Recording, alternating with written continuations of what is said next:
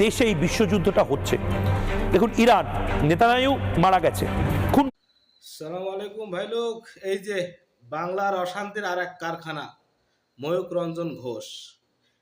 এ এই বছর ধরে আজকে নিউজ করছে, এর দিয়েছে কি সার্টিফিকেট?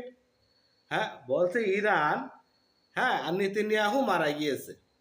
প্রথম রাউন্ডে দেখো কি বলছে, ইরান, নেতানিয়াহু মারা গিয়েছে, নেতানিয়াহু মারা গিয়েছে।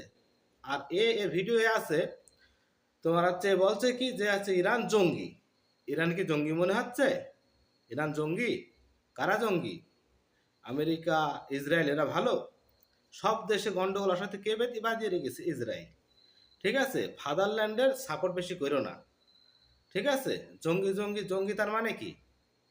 কারা জঙ্গি? কিছু বলা হয় না বলে নাকি? আল্লাহ